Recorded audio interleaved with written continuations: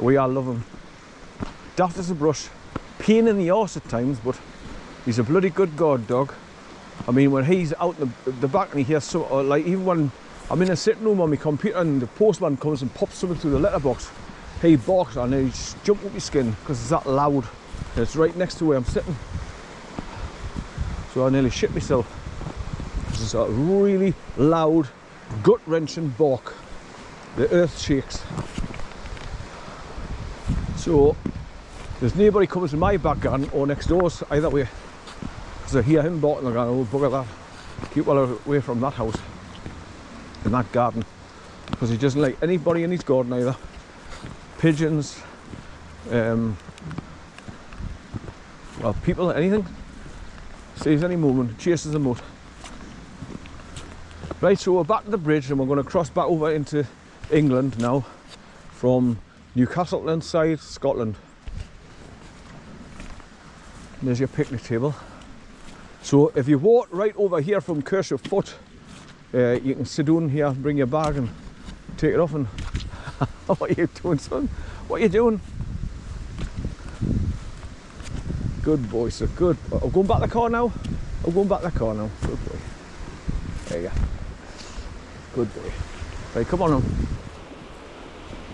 now. They must have had these barriers across the bridge when they were working on it and putting these new non-slip mats on the wooden boards here, because when they were wet, they were slippery as hell. You were slipping and sliding all over when you're walking across the bridge here.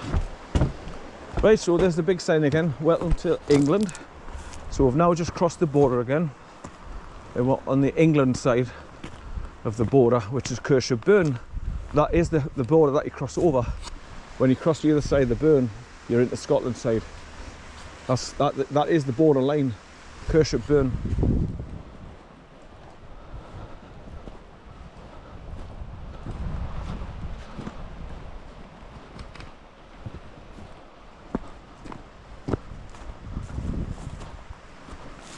Right, so we've just got to go back to the car, jump in and start driving slowly back down past where they've had all the tracks up and all, where they've been chopping down the trees.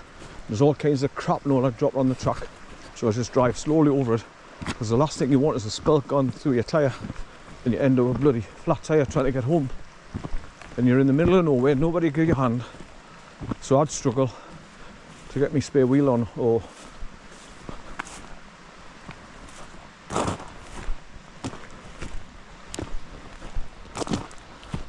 right, so the dog's at that bit of a steep bank going back up, where I'm going to go to the right and keep on the grass to get a better grip and walk up the top of it. He's gone, he's up the top there now. Right, then back round the S-bend and just straight on all the way back to the car.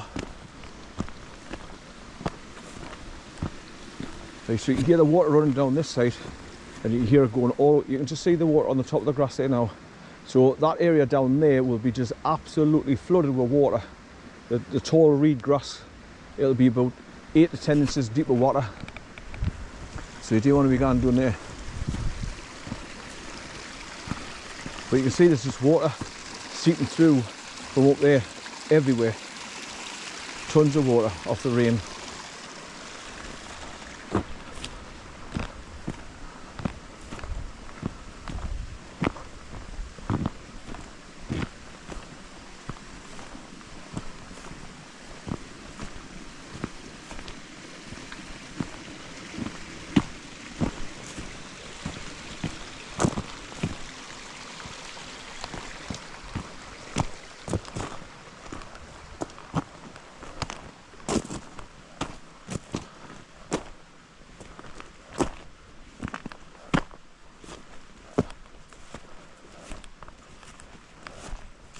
Right, one foot in front of the other, try and get up this bank.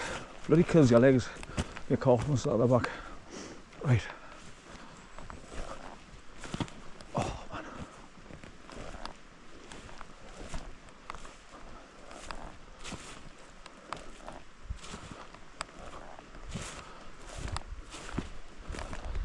So I can imagine many of the cyclists coming up here, they'll dismount for that bank, push their bikes up to here and then just mount up again and start riding along this bit when they get to the top. Right, so up here 75 yards, bends around the right, then bends around the left, and then straight on all the way back to the car.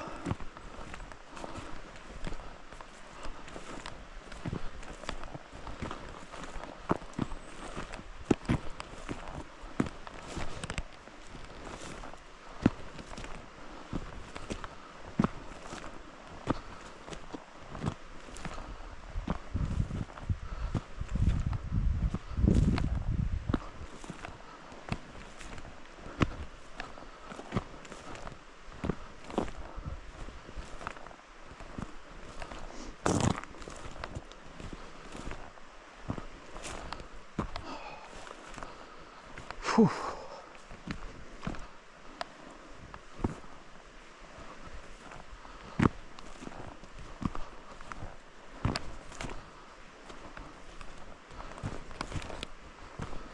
Right, I think I'll start eating my 2 oranges now.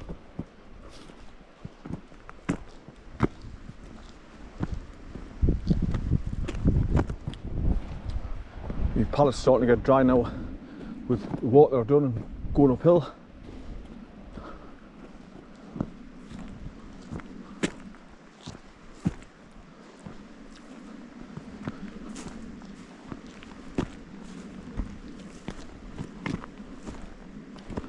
Hello, son. Hello. You come back to see where I am? Good boy, son. Right, so when you get up to where the pile of stones is on the corners, we've been around the right here. That's where you look down left, and you can see those old green signs, which would have told you what part of the track that you're on back in the day.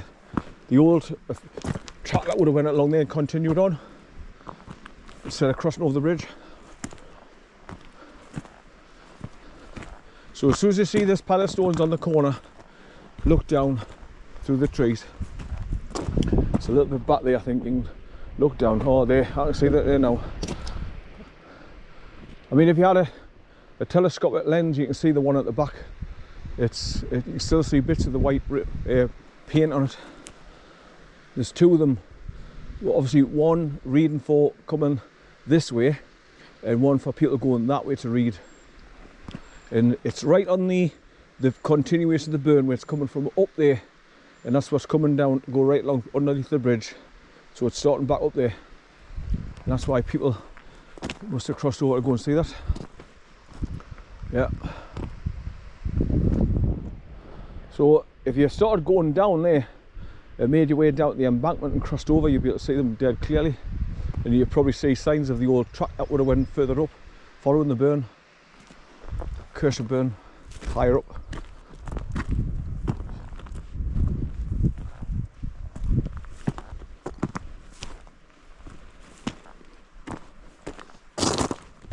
Oh man, see, as soon as I let go of my camera, it starts pointing down and forward. That's why I've kept hold of it all day until now when I'm trying to eat my oranges.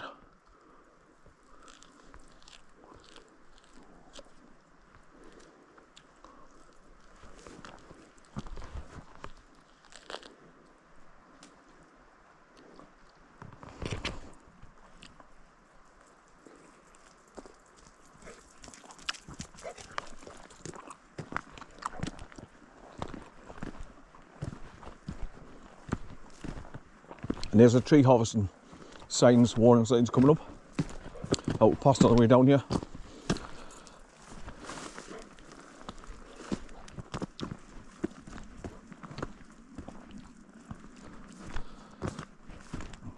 When I was walking up here before, and I looked at these and I thought, what the hell is that? That old fence post that where the wire fence was going through them. But now, because they're overgrown with moss on the top and that, look like discarded chicken wing bones.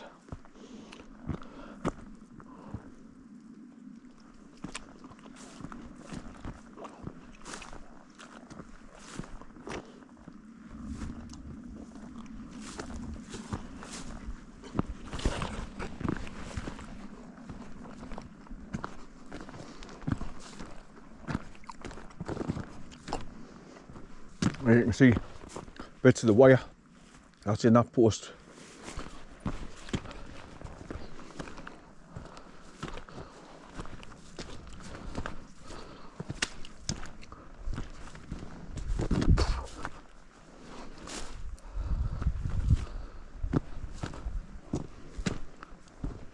See that bridge back there? No, it's wide enough for to get a farmer's quad bike up onto it and come up here.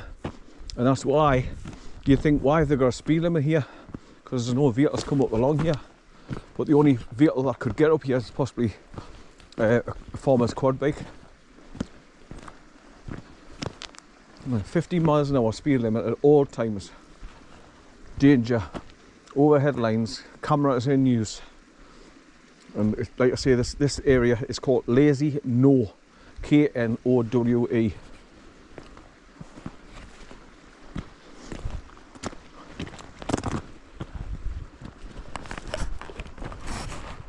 Good boys. Good boys. Come on, go back the car now. Go on, up you go. Up, up. Good boy, go back the car now.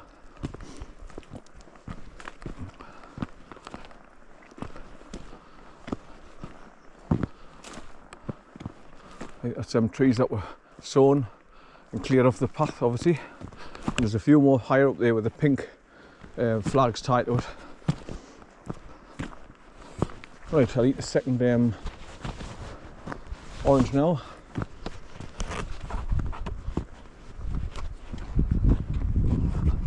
I wish I'd remember to put me bloody crocodile clips on the bottom of this pad so I wouldn't have to hold it.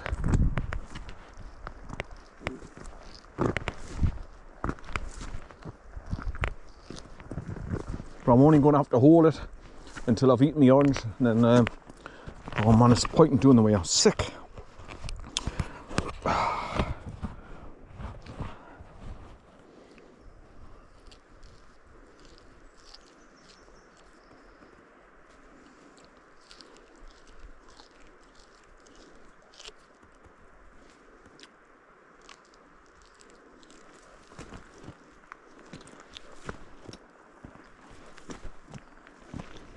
Right, so back to the car, get him in, turn off the time-lapse camera and my GoPro 12 in the dash, and then put a new battery in it that's never been used today, then plug in my DigiPower battery back into it, and then just keep charging it while I'm driving along and recording the journey out of here.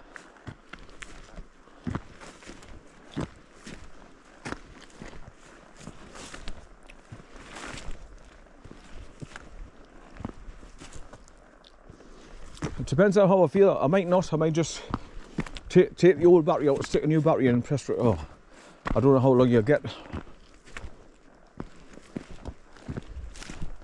Or I might just simply drive out of here.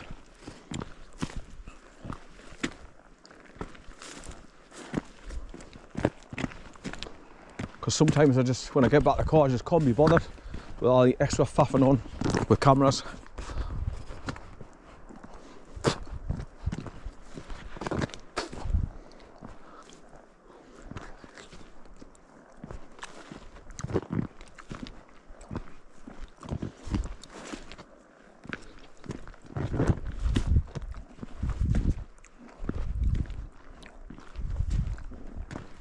Only takes us a couple of seconds to eat my orange anyway. Then I can go back to holding it properly with my right hand. So at the minute I've just got my fist behind it at the minute, trying to point it up a bit more, keep it upright.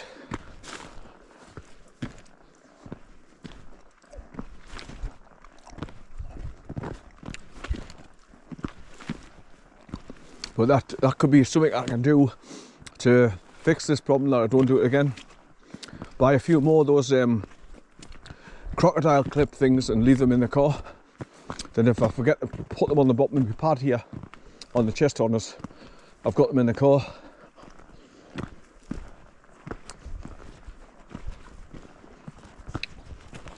Right, I can just hold it now steady for the rest of this journey going back to the car. Just so you can see the terrain I'm walking along now. So as you can see, it's just a very thin slightly stoned track going through. Alright. First cyclist of the day, first human being I've seen all day. Alright. You'll come across me dog higher up. He's okay, but just watch out for him, please. Alright, okay. He'll be in the bushes somewhere. But he's fine, he's very friendly.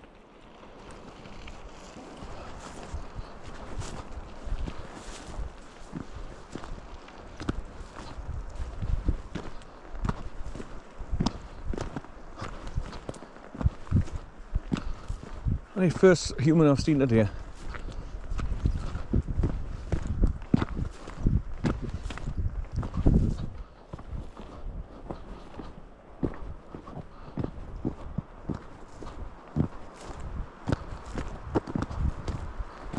So as you can see, there's a slight bend here in the track.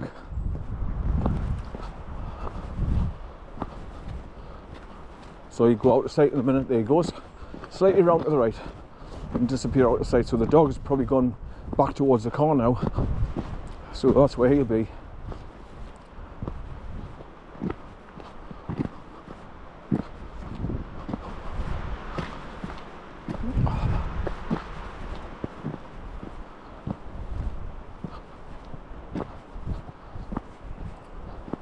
That's the only thing I worry about when you come along here, but it's not like one of these fast downhill tracks where the cyclists can go down here but 60 miles an hour, and if the dog just steps out in front of them, that could cause irreparable damage to the dog, his ribs and kidneys and nothing.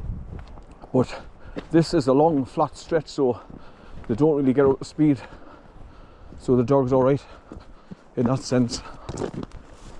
But I would imagine now he's going to head right towards where the car is, and he'd be hovering around the boot of the car waiting to jump back in. That's where he normally